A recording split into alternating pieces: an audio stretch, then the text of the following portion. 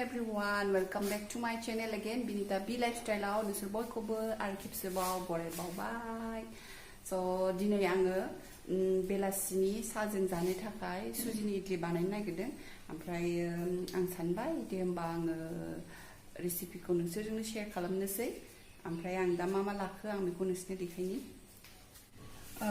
नै आं बेवहाय लादों सुजि, ओमफ्राय बादाम, ओमफ्राय बे नारेंखल, ओमफ्राय संख्रि, ओमफ्राय माबा नोरसिं बिलाइ, ओमफ्राय बानलु थाइनै, बुद दालि एसे, ओमफ्राय बेसर, ओमफ्राय हाइजें, ओमफ्राय बानलु गोरान, ओमफ्राय बिथिंजाय दङ बियो बेकिं सदा, ओमफ्राय नैबेहाय दङ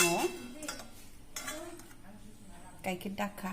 बे गाइखेर दाखाखौबो आङो न'आवनो बिदिनो गाइखेर गोथांखौ दोननानै बानायदों आरो.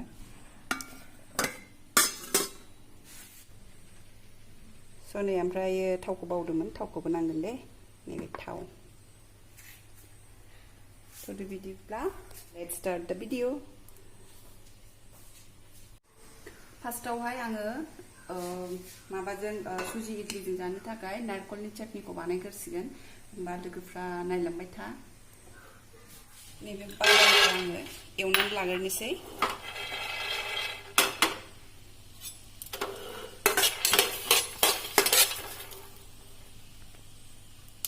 जोंना बेगाव हांबाय, एसे दोनबावबानो जासिगोन बेयो.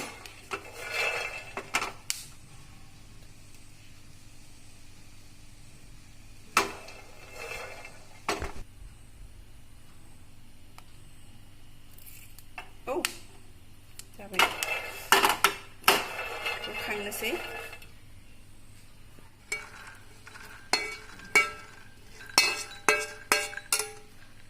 ओमफ्राय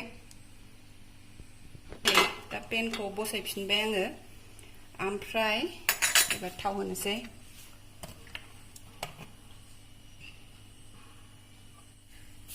आङो बानलुखौ होनोसै.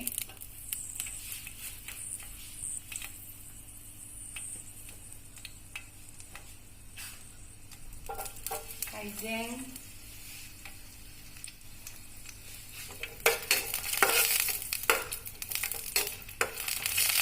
बे नारेंखलखौबो होनोसै.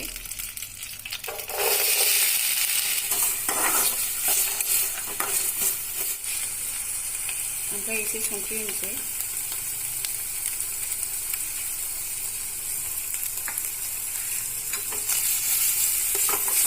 बे नारेंखलनि कालारा एसे चेन्ज जाजासे बेखौ एवनानै लानांगोन. आं बेखौ एवग्रोनोसै मोजाङै.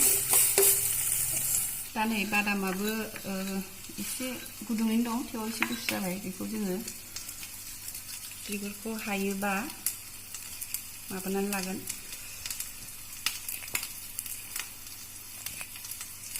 बिगुरैनोबो होजायो, जेबो नङा. थेवबो आं एसे बिगुरखौ माबानानै लानोसै.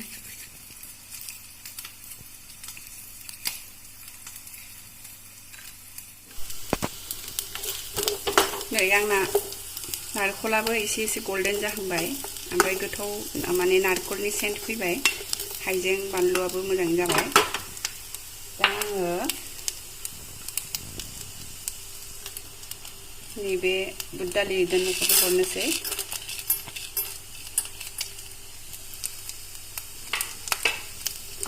एसे एवनोसै.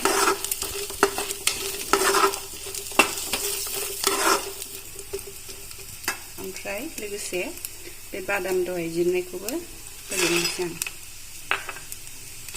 बादामा नै आंना अबेबा बिगुर थाबाय, थेवबो जेबो नङा.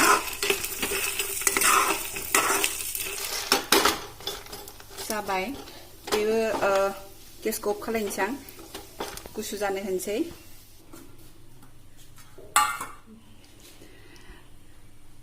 फार्स्टआव नैबे गाइखेर दाखाखौ लाग्रोनोसै, खुरैसे.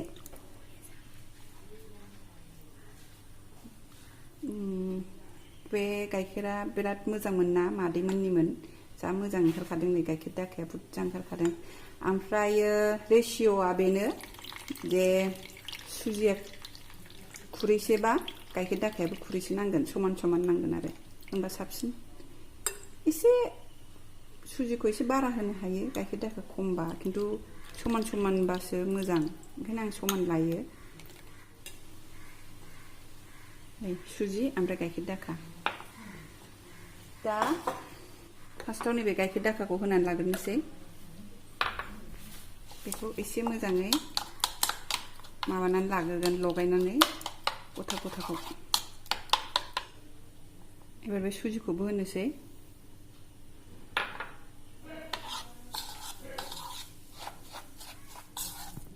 ओमफ्राय जोङो दैबो होगोन एसे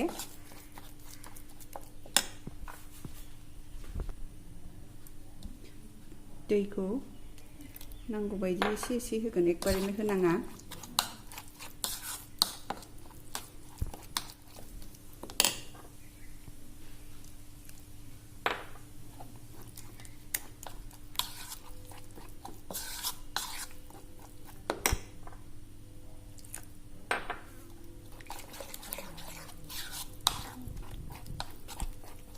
जाबाय बिदि दा आङो संख्रिबो एसे होनोसै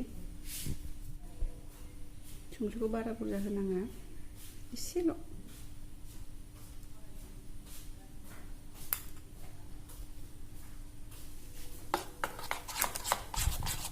लगायबावनोसै दा बियो थाथ'थोंसै दसे खोबनानै दोनथ'नोसै 10 मिनिटनि थाखाय रेस्ट जानो होनोसै बेखौ बियो थाथ'थोंसै एबार जोङो नारेंखलखौ नायनोसै गुसु जाखोना जादा जोंना नारेंखलाबो गुसु जाबाय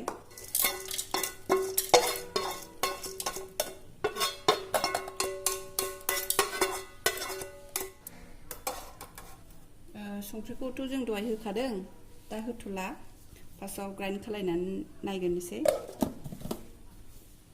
ओमफ्राय उननानै नै बिदि जादोंना ओमफ्राय जों बेहाय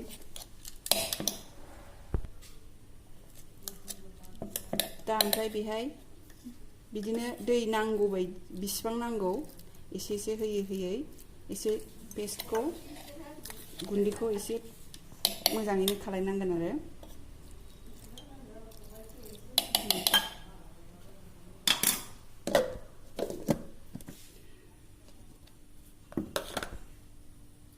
दा जाबाय बिदि जाबाय दा ओमफ्राय बिनि टेस्टखौ इनहेन्स खालामनो थाखाय जोङो एसेल' सिनि होगोन बास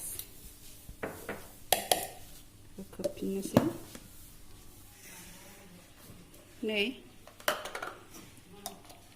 दा जाबाय आंना ओमफ्रायो जायफोर सिनि होआ बिसोर होनाङा दे खिन्थु माने आङो एसे होबा माने टेस्टखौ साबसिन मोनो ओमफ्राय जायफोर सामब्राम जायो बेथ' सामब्रामानो गोदैहां खालामखायो नालाय दाथ' आङो बेखौ निरामिससो बानायदों जास्ट खालि बानलु आरो हाइजेंजों बेखायनो ओमफ्राय आं एसे सिनि होबा मोजां मोनो बेखायनो होदों जाय होआ बे दाहो ओमफ्राय दा आं बेखौ लखबनानै लानोसै बेहाय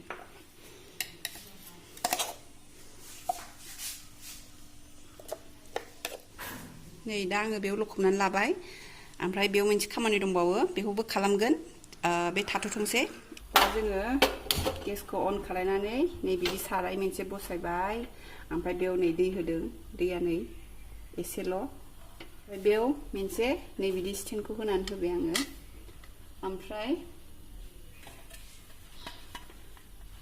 नै बिदि खोबग्रा ग्रोब ओमफ्राय लोगोसे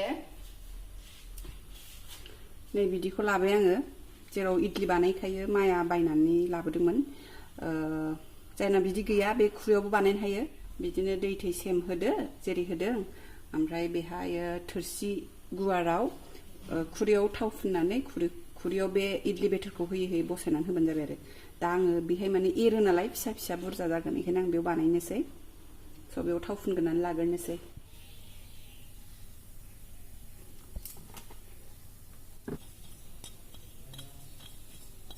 फुननानै लाबाय जाहाथे बे इडलिया बेयाव सिथाबैनि मोजाङै गबोनायनि थाखाय दा नै 10 मिनिट ओमफ्राय 10 मिनिटनि एसे बारायानो जाबाय जोंना सुजिया ओमफ्राय बेहाय एबार नैबे बेकिं सदाखौ होगोन ओमफ्राय बेकिं सदाखौ होनाय लोगो लोगोनो माबायाव नै बिदियाव थाब दोननानै जाननांगौ नालाय ओंखायनो माखासे जायगा थोजोबनाय नङाना माखासेयाथ' थागोन आरो बेकिं सदा दोननानै गोबाव थानाय जागोन बेखायनो आं खावसे खावसे लगायनानै लागोन एकबारे होला बेकिं सदाखौ आं नैबे खुरैयाव माखासे हाननानै लानोसै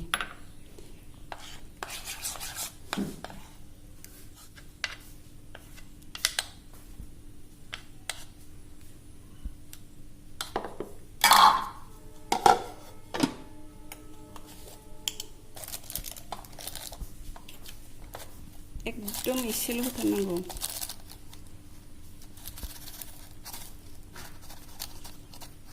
नै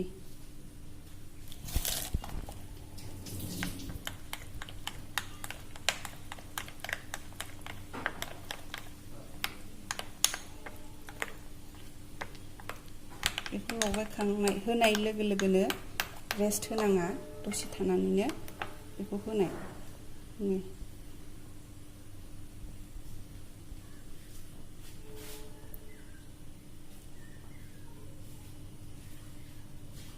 एसे एसे जायगा दोननांगोन बे बुगोन नालाय बुंजासे होनाङा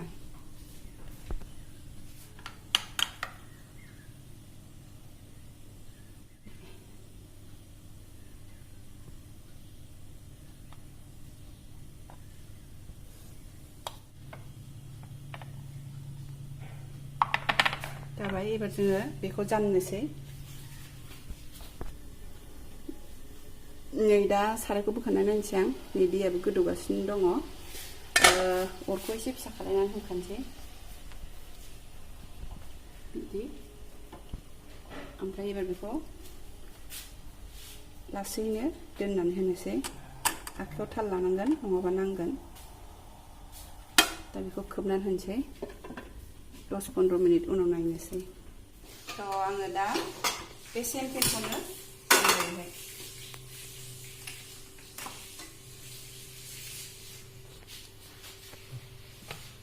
ओमफ्राय दा नै आङो थावखौ होनानै लानोसै दा थावाबो नै दुंबाय दा बेहायनो नैबे दहाय लानाय बेसरा बेखौ होबाय ओमफ्राय बानलु गोरान मोननैखौबो ओमफ्राय नैबे नोरसिं बिलाइखौबो होनोसै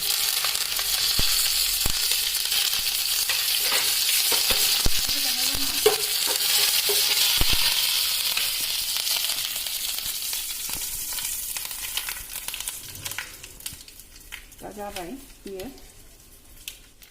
दा नै बेखौ होफिनसै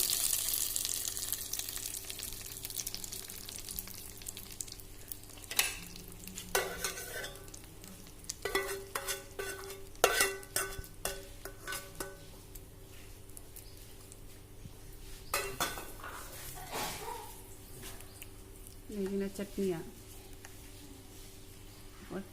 लगायनोसै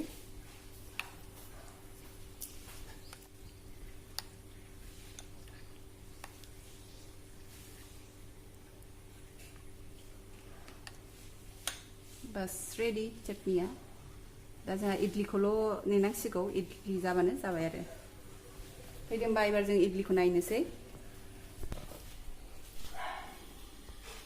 ओमफ्राय दा नै बुबायना दा बेखौ खांनोसै जाबायानो बियो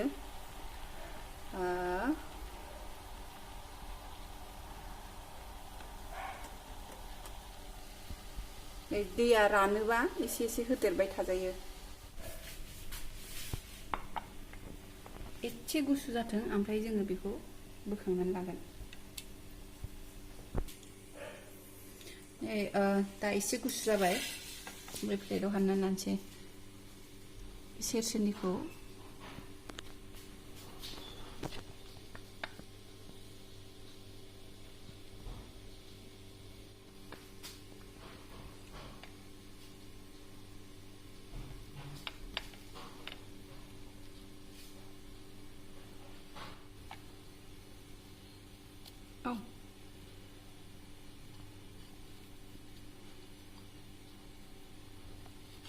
नैलाय नै बेसेबां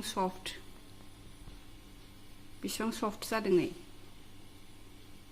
ओमफ्राय दा आङो माखासे थाबावनायखौबो बिदिनो सेम एसे थाव होनानै माने फार्स्टआव होदोंथ' इसेबां माने होआबाबो जासिगोन बेनो थाखायो ओमफ्राय बिदिनो सेम होयै बानायनानै लाग्रोजोबनोसै बे आंना लास्टमोन बेनो बेचा जोब्बाय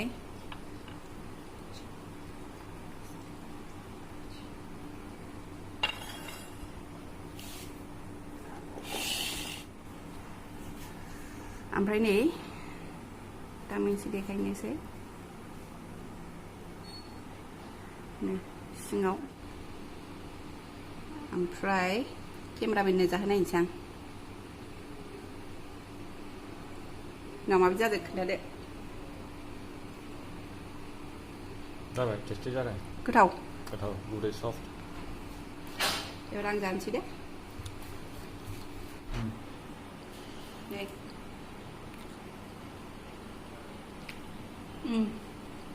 गोथावथ' माइरंनिबो बानायो सोरबा सोरबा ओमफ्राय आङो माइरंनिखौ दासिमबो ट्राइ खालामाखै बाट सुजिनिखौ बानायबाय थादोंमोन आं सिगांनिफ्रायनो बानायोमोन दा आं दिनै बानायबावनायखाय नोंसोरजों शेयार खालामबाय गोथाव जादों बानायफेराखै बिसोरो बानायनानै जानायदो होमबा आङो भिडिअखौ बेयावनो फोजोबनोसै बाय बाय